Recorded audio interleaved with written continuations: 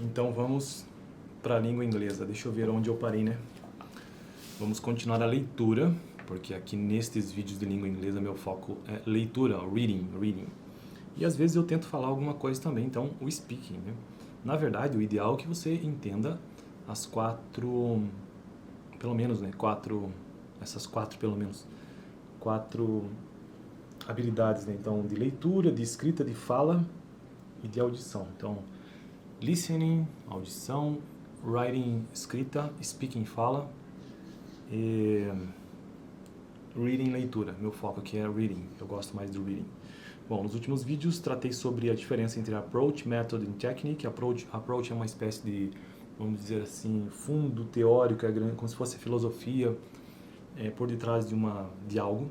O método em si é aquilo que segue a filosofia, mas é um método que se aplica utilizando aquela filosofia a alguma realidade. E a técnica em si são a maneira como se aplica um método, como se fosse dessa forma, em poucas palavras. Então, por que eu estou falando disso? Porque o texto que eu estou fazendo em língua inglesa aqui no canal é este aqui, ó. Teaching by Principles, an Interactive Approach to Language Pedagogy. E nesse livro ele traz no capítulo 4, eu acho que é, né? Deixa eu ver aqui se é o capítulo 4. Isso. Uma metódica história do ensino da linguagem. A Methodical History of Language Teaching. E daí ele começa, então, trazendo essa diferença entre approach, method e technique. É uma espécie de guarda-chuva. Você tem o approach, depois o method e technique na base. Technique, acho que é isso a pronúncia, né? Bom, então vamos terminar essa leitura hoje da parte final, então, tá? Treinando, né, a leitura. So, in this video, I'm gonna try to reading something in English because I prefer just to reading and maybe try to speaking something when I try to record some video about a specific book. It's the specific book that I'm using here. The name of this book is Teaching by Principles, an Interactive Approach to Language Pedagogy. And so we have here the chapter 4, and the chapter 4 is about, chapter 4 says, a methodical history of language teaching. And so here we have the difference between the approach, method, and technique. And let's try to reading this here. My first language is the English. It's not my first language. I don't use English in my day. It's not common for me, and so I think it's really difficult when I try to say something in this language. But I have to practice here just reading something. I think it's important. And so let's try to read the page number 44. And we have 2 points here in this page, but I'm gonna read just the second one, just the second point. Okay, second, Richards and Rogers nudged us into an last relinquishing the notion that separate, definable, discrete methods are the essential building blocks of methodology. By helping us to think in terms to an approach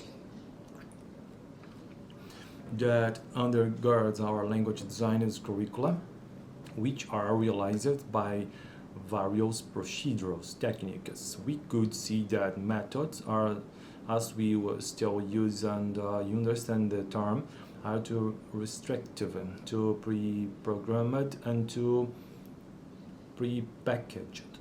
Virtually all languages teaching methods make the oversimplified assumption that what teachers do in the classroom can be conventionalized into a set of procedures that fit all contexts. We are now all too aware that such is clearly not the case. As we shall see in the next chapter, the role concept of separated methods is not longer a central issue in a language teaching and practice. Instead, we currently make an ample reference to methodology as our superordinate umbrella term, reserving the term method for somewhat specific identifiable clusters of theoretically compatible classroom techniques. So, Richards and Rogers' reformulation of the concept of method was soundly conceived. However, their attempt to give a new meaning to an old term has not caught on in the pedagogy literature. What they would like us to call method is more comfortably referred to I think as a methodology in order to avoid confusion with what we will no doubt always think of as those separate entities like audiolingual or suggestopedia that are no longer at the center of our teaching and philosophy. Another terminological problem lies in the use of terms design. Instead, we more comfortably refer to curricula or syllabuses when we refer to design features of a language program. I think it's not easy to read correctly in English, but okay.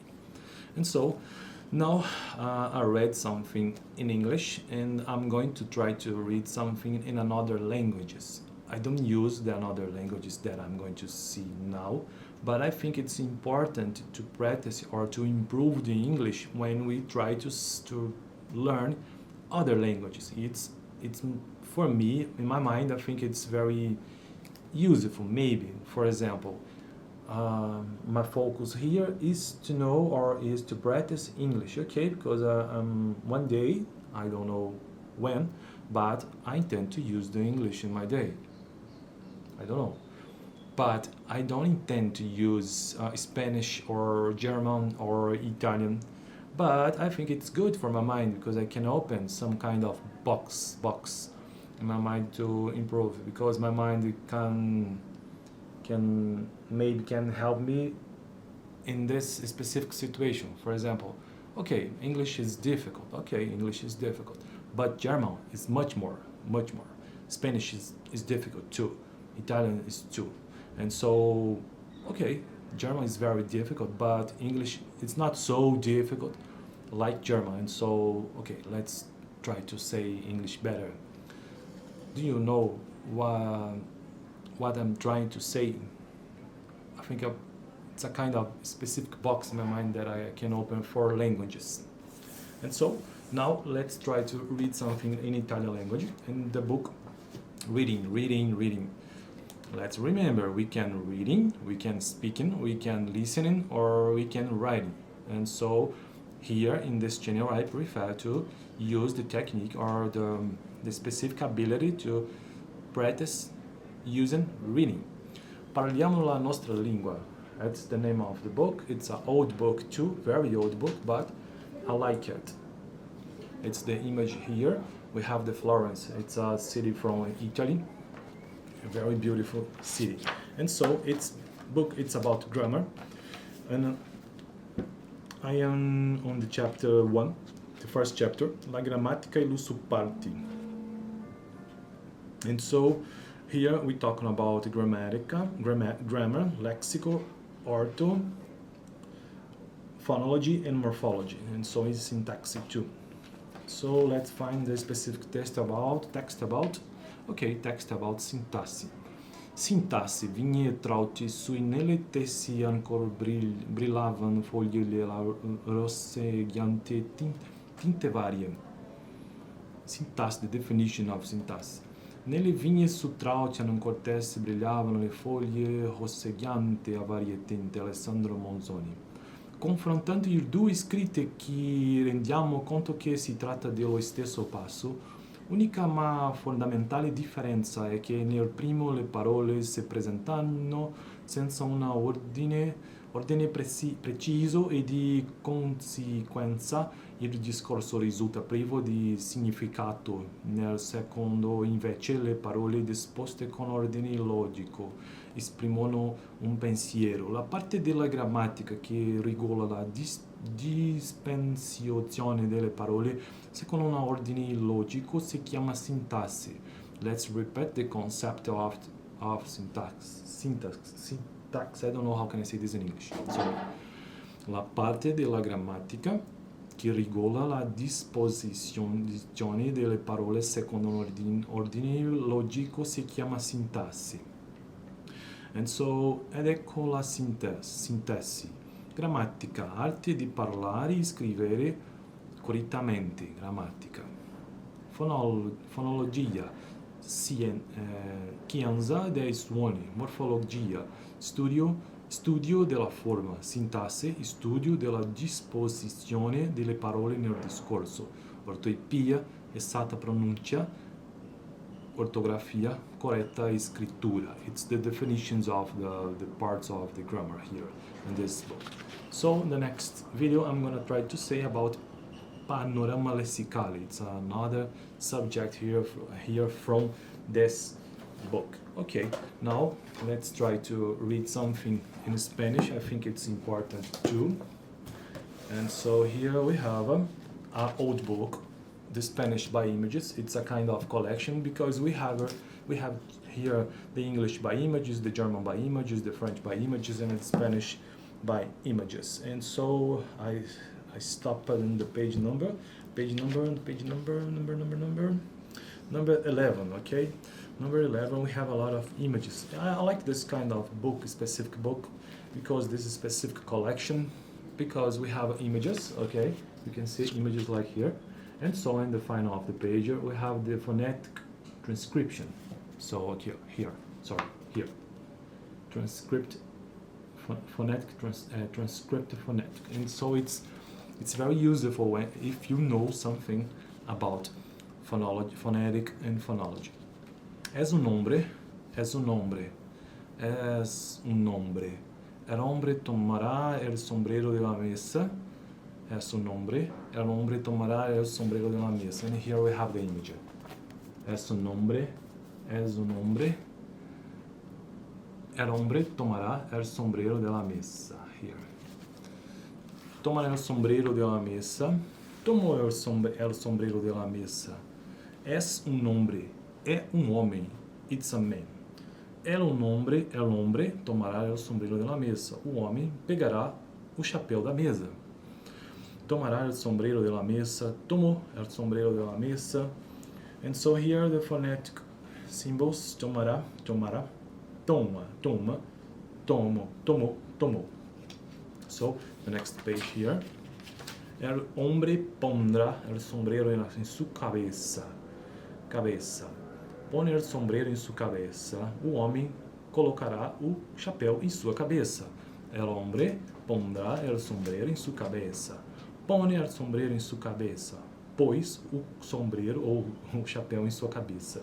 Pone el sombrero em sua cabeça. Puse el sombrero em sua cabeça. Puse el sombrero em sua cabeça. Tiene el sombrero en la cabeza. Cabeza ou cabeça? Or cabeza. I don't know. Let's see here.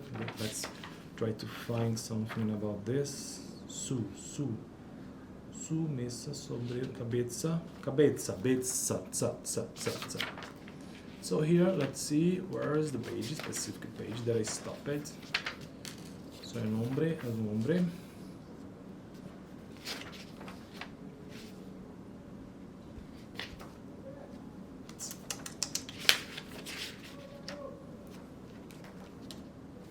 Where is the page? Okay. Es un sombrero, sono dos sombreros. Es una mano, sono dos manos. Es una mesa, sono dos mesas. Es un hombre. Él es un nombre. Ela es una mujer. Es una mujer. I think here I'm gonna try to learn something about Spanish in the next video. Let's finish this video trying to say or try to understand something in German, okay? So the specific book that I have here, it's the same collection, the German by images. It's the same idea. We have the language here, we have images like this.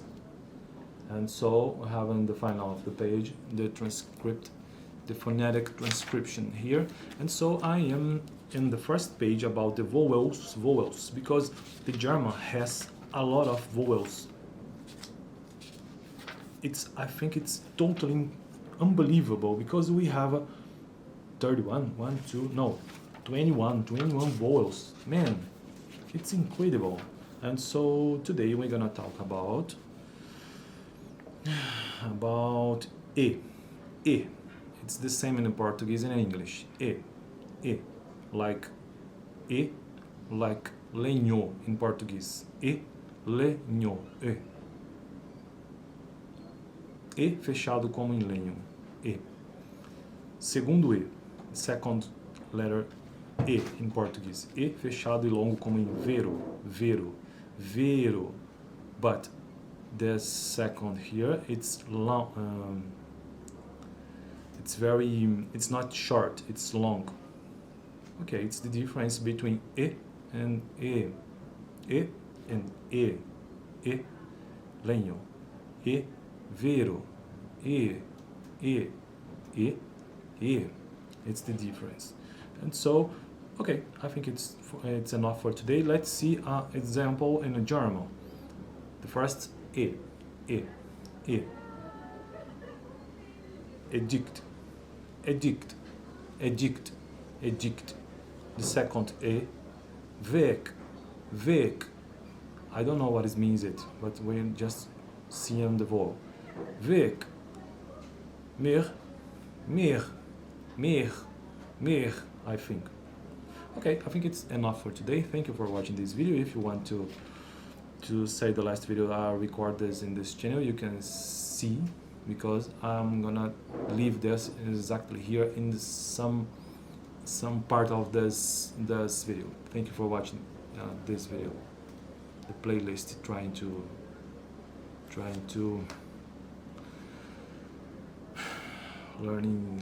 to learn something in English.